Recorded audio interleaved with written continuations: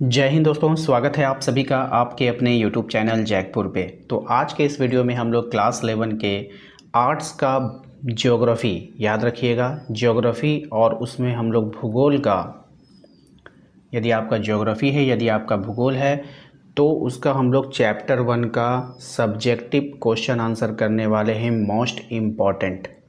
क्योंकि कई साल से जो है आप लोगों का सब्जेक्टिव एग्ज़ाम नहीं हुआ है और अचानक से अब आप लोगों का सब्जेक्टिव एग्ज़ाम होने वाला है, तो जितने भी इम्पॉर्टेंट सवाल हैं वो सब आपको पढ़ने ही होंगे, क्योंकि आप इसको इग्नोर नहीं कर सकते हो। अब आपके मन में एक सवाल आ रहा होगा कि मैं पढ़ना तो चाहता हूँ, आपके चैनल से क्यों पढ़ूँगा या फिर इस वीडियो से क्यों पढ़ूँगा। तो आप 5 मिनट रुक जाइए, मैं आपको पूरी गारंटी देता हूँ कि जैसे ये सवाल है, भौतिक भूदृश्य और सांस्कृतिक भूदृश्य में अंतर बताइए। इस सवाल का आंसर आपके बुक में भी होगा, क्वेश्चन बैंक में भी होगा, किसी ट्यूशन वाले ने भी करवाया होगा, या नहीं तो आपने किसी यूट्यूब से भी पढ़ा होगा। लेकिन हमारा जो आंसर होगा वो बिल्कुल आसान और सरल भाषा में होगा, जिसको आप आसानी से याद कर सकते हैं। इसलिए कह रहा हूँ कि मेरे चैनल से पढ़िए और परीक्षा की बेहतरीन तैयारी कीजिए, जहाँ पर आप लोगों को बिल्कुल फ्री में तैयारी करवाई जा रही है। वीडियो को लाइक कर दीजिएगा, चैनल पे जो लोग पहली बार आए हैं सब्सक्राइब कर लीजिएगा, बेल आइकन को प्रेस कीजिए ताकि आने वाली हर एक वीडियो का नोटिफिकेशन मिले, और साथ ही साथ हमारे व्हाट्सएप ग्रुप को ज़रूर ज्वाइन कीजिएगा हमारे दिए गए नंबर पर एक छोटा सा मैसेज करके। सवाल में बोला गया है कि भौतिक भूदृश्य एवं सांस्कृतिक भूदृश्य में अंतर बताना है। सबसे पहले हम आपको यहाँ पर अंतर समझाने से पहले बता देते हैं कि भौतिक को आप रिलेट कीजिएगा फिजिकल से, और सांस्कृतिक को रिलेट कीजिएगा कि खुद से कोई चीज़ करने को। ठीक है, इंसान जब खुद से कोई चीज़ बनाता है। तो आइए इसका सारा जो है जवाब आपको आंसर में मिल जाएगा। देखते हैं, भौतिक भूदृश्य और सांस्कृतिक भूदृश्य में मुख्य अंतर उनके बनने के कारण का है, यानी वो कैसे बनता है, क्यों बनता है, ये सब उसी से होता है। भौतिक भूदृश्य प्रकृति द्वारा बनाए गए होते हैं, इनमें मनुष्य का सीधा योगदान नहीं होता। ध्यान से समझिएगा, भौतिक के बारे में बता रहा है, फिजिकल के बारे में बता रहा है कि इसमें इंसान का सीधा योगदान नहीं होता है। वो जो है प्रकृति के ही बन के आता है, समझ लीजिए गॉड गिफ्टेड है, गॉड के तरफ से ही आया है। जैसे पर्वत, पहाड़, पठार, मैदान, नदियाँ, झीलें, समुद्र, क्या इसको किसी इंसान ने बनाया? नहीं बनाया। तो ये सब क्या होता है? भौतिक होता है, भौतिक पार्ट होता है। ठीक है, प्राकृतिक, वनस्पति और जीव जंतु आदि भौतिक भूदृश्य के उदाहरण हैं। अब जीव जंतु जो होते हैं वो सब भी क्या किस में आते हैं? भौतिक भूदृश्य में आते हैं। ठीक है, इसके विपरीत सांस्कृतिक की अगर हम बात करें तो सांस्कृतिक भूदृश्य मनुष्य द्वारा बनाए या बदले गए होते हैं। या तो उसको किसी मनुष्य ने बनाया है या उसको किसी मनुष्य ने बदल दिया है। मनुष्य अपनी आवश्यकताओं के अनुसार प्राकृतिक वातावरण में परिवर्तन करता है। जैसे सड़क किसने बनाया? मनुष्य ने। तो ये फिजिकल पार्ट नहीं होगा, ये भौतिक में नहीं आ सकता है। रेलवे, ये इंसानों ने बनाया। पुल इंसानों ने बनाया। मकान इंसानों ने बनाया। खेत इंसानों ने बनाया। कारखाने इंसानों ने बनाया। शहर इंसानों ने बसाया। शहर को क्या किया? चेंजेस किया। बंदरगाह और बाज़ार आदि सांस्कृतिक भूदृश्य के उदाहरण हैं। बात समझ में आई सभी को? तो सोचिए कितना आसान और सरल कर दिया गया है। अतः भौतिक भूदृश्य प्रकृति की देन है, नेचर की देन है, गॉड गिफ्टेड है, जबकि सांस्कृतिक भूदृश्य मनुष्य की गतिविधियों और कार्यों का परिणाम है। दोनों मिलकर किसी क्षेत्र की भूदृश्य को बनाते हैं। ठीक है भाई, अब आते हैं अगले सवाल पे। क्वेश्चन नंबर 2 है हमारा यहाँ पर। इसमें कहा गया है कि भूगोल के क्रमबद्ध उपागम तथा प्रादेशिक उपागम के बीच अंतर स्पष्ट करना है। सीधा सीधा आपको समझाना है कि क्रमबद्ध उपागम क्या है, प्रादेशिक उपागम के क्या है, इन दोनों में अंतर बताइए। चलिए आंसर देखते हैं। भूगोल के अध्ययन में क्रमबद्ध उपागम और प्रादेशिक उपागम दो महत्वपूर्ण तरीके हैं। यानी भूगोल को जब आप अध्ययन करने जाओगे तो ये दोनों तरीका जो है अपनाया जाता है। क्रमबद्ध उपागम में किसी एक भौगोलिक विषय का अलग अलग क्षेत्रों में अध्ययन किया जाता है। यानी कोई एक को चुन लेगा लेकिन उसको अलग अलग क्षेत्र में उसका अध्ययन होगा। जैसे पूरे भारत में जलवायु, मिट्टी, कृषि, जनसंख्या का अध्ययन करना, इसमें किसी एक विषय पर विशेष ध्यान दिया जाता है। यानी कि आपने एक ऑब्जेक्ट चुना भारत, दुनिया से मतलब नहीं है हमको, हमने एक ऑब्जेक्ट चुना और उसके अलग अलग विषय पर अध्ययन करना शुरू कर दिया। वहाँ की मिट्टी पर, वहाँ की जलवायु पर, वहाँ की कृषि पर, वहाँ पे जनसंख्या पर। बात समझ में आई कि नहीं? तो किसी एक ऑब्जेक्ट को पकड़ें और उसके विभिन्न चीज़ों का अध्ययन शुरू कर देते हैं। ये हमारा क्या हो गया? क्रमबद्ध में आ गया। ठीक है। इसके विपरीत प्रादेशिक उपागम में किसी एक प्रदेश या क्षेत्र का समग्र रूप अध्ययन किया जाता है।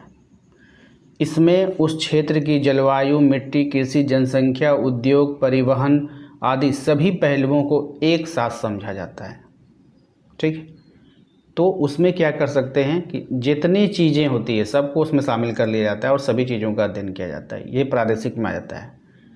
क्रमबद्ध उपागम किसी एक विषय को अलग अलग स्थानों पर समझने में मदद करता है, जबकि प्रादेशिक उपागम किसी एक क्षेत्र को सभी भौगोलिक तत्वों के आधार पर समझने में सहायता करता है।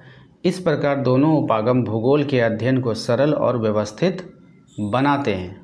ठीक है भाई, समझ में आ गया सभी को? चलिए, उम्मीद करते हैं कि आप सबको समझ में आ गया होगा। क्वेश्चन नंबर आते हैं 3 पर। इसमें कह रहा है कि भूगोल का सामाजिक व प्राकृतिक विज्ञानों के साथ कैसा संबंध है, समझा दीजिए। यानी भूगोल का सामाजिक व प्राकृतिक विज्ञान के साथ कैसा संबंध है, इसको समझा दीजिए। चलिए समझा देते हैं। देखिए, भूगोल का सामाजिक और प्राकृतिक विज्ञान के साथ गहरा संबंध है। भूगोल में पृथ्वी, प्रकृति और मनुष्य के बीच संबंधों का अध्ययन किया जाता है, इसलिए ये प्राकृतिक और सामाजिक दोनों विज्ञानों से क्या है, जुड़ा हुआ है। प्राकृतिक विज्ञानों की सहायता से भूगोल में पर्वत, नदियाँ, जलवायु, मिट्टी, वनस्पति आदि का अध्ययन किया जाता है। वहीं सामाजिक विज्ञानों की सहायता से जनसंख्या, कृषि, उद्योग, व्यापार, परिवहन और मानव जीवन का क्या होता है, अध्ययन किया जाता है। भूगोल अन्य विषयों से प्राप्त जानकारी का उपयोग करके पृथ्वी और मानव जीवन का समग्र अध्ययन करता है। इस प्रकार भूगोल प्राकृतिक विज्ञान और सामाजिक विज्ञान के बीच एक महत्वपूर्ण कड़ी का कार्य करता है। ठीक है।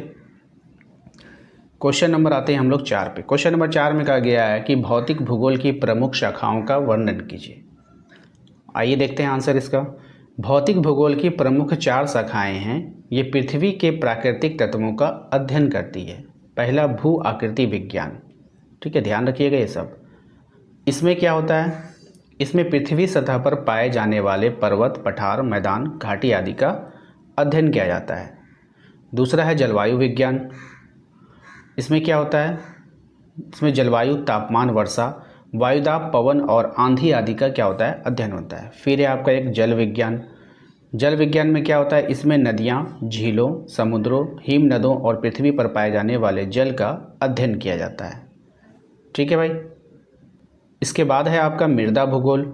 इसमें मिट्टी के निर्माण, उसके प्रकार, गुण, उर्वरता और वितरण का अध्ययन किया जाता है। इस प्रकार भौतिक भूगोल की ये शाखाएं पृथ्वी के विभिन्न प्राकृतिक तत्वों को समझने में क्या करती है, सहायता करती है। अब यहाँ पर हम लोग 2 दीर्घ उत्तरीय प्रश्न देखेंगे जो आपके एग्जाम के लिए इम्पॉर्टेंट होते हैं। पहला सवाल देखिए, क्या कह रहा है आपसे कि हमें भूगोल विषय का अध्ययन क्यों करना चाहिए। हमें भूगोल विषय का अध्ययन क्यों करना चाहिए। आइए आंसर को देखते हैं। भूगोल हमारे लिए बहुत महत्वपूर्ण विषय है। इसके अध्ययन से हमें पृथ्वी, प्राकृतिक वातावरण और मानव जीवन के बारे में जानकारी प्राप्त होती है। भूगोल का अध्ययन करने से हमें निम्नलिखित लाभ होते हैं। कौन कौन से लाभ होते हैं वो देख लीजिए। नंबर 1, भूगोल से हमें विभिन्न देशों और समाजों के लोगों के रहन सहन, जीवन और संस्कृति को समझने में सहायता मिलती है। इससे लोगों के बीच भाईचारे और शांति का भावना बढ़ती है। दूसरा पॉइंट, भूगोल के द्वारा हमें पर्वत, पठार, मैदान, नदियाँ, समुद्र और जलवायु जैसी पृथ्वी की विभिन्न विशेषताओं की जानकारी मिलती है। तीसरा पॉइंट, भूगोल के अध्ययन से हमें मानचित्र पढ़ने, पृथ्वी के विभिन्न स्थानों को समझने की क्षमता प्राप्त होती है। चौथा पॉइंट है, इससे हमें जल, मिट्टी, वन, खनिज जैसे प्राकृतिक संसाधनों के महत्व तथा उनके उचित उपयोग की जानकारी मिलती है। पांचवा पॉइंट है, जीआईएस और दूर संवेदन जैसे आधुनिक तकनीकों का ज्ञान भी भूगोल के माध्यम से प्राप्त होता है, जो विकास कार्यों में क्या होता है, उपयोगी होता है। इस प्रकार भूगोल का अध्ययन हमें पृथ्वी और मानव जीवन को बेहतर ढंग से समझने तथा देश के विकास में सहायता करता है। ठीक है। नेक्स्ट है कि भौतिक भूगोल के महत्व को स्पष्ट करना है। देखिए, भौतिक भूगोल की एक महत्वपूर्ण शाखा है। भौतिक जो है भूगोल जो है वो भूगोल की एक महत्वपूर्ण शाखा है। इसमें पृथ्वी के प्राकृतिक तत्वों और उनके प्रभावों का अध्ययन किया जाता है। इसका मानव जीवन में बहुत अधिक महत्व होता है। भौतिक भूगोल में स्थल मंडल, वायुमंडल, जलमंडल और जैव मंडल का अध्ययन किया जाता है। इससे हमें पर्वत, पठार, मैदान, नदियाँ, समुद्र, मिट्टी, जलवायु, वनस्पति, प्राकृतिक संसाधनों के बारे में क्या होती है, जानकारी मिलती है।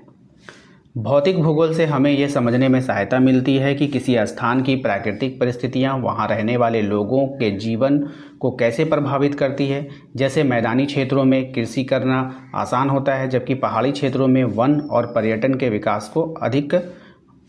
विकास अधिक हो सकता है। यह जल, मिट्टी, वन और खनिज जैसे प्राकृतिक संसाधनों के उचित उपयोग में भी सहायता करता है। इसके अलावा बाढ़, सूखा, भूस्खलन और चक्रवात जैसे प्राकृतिक आपदाओं को समझने और उनसे बचाव की योजना बनाने में भी भौतिक भूगोल क्या है, उपयोगी है। इस प्रकार भौतिक भूगोल प्राकृतिक वातावरण को समझने, संसाधनों का सही उपयोग करने और सतत विकास की योजना बनाने में महत्वपूर्ण भूमिका निभाती है। तो आशा करते हैं दोस्तों आज का ये वीडियो आपको पसंद आया होगा। केवल एक वीडियो में आपको चैप्टर 1 पूरा कंप्लीट करवा दिया गया है। वीडियो को लाइक कीजिए, शेयर कीजिए, सब्सक्राइब कीजिए और व्हाट्सएप ग्रुप को जरूर ज्वाइन कीजिएगा।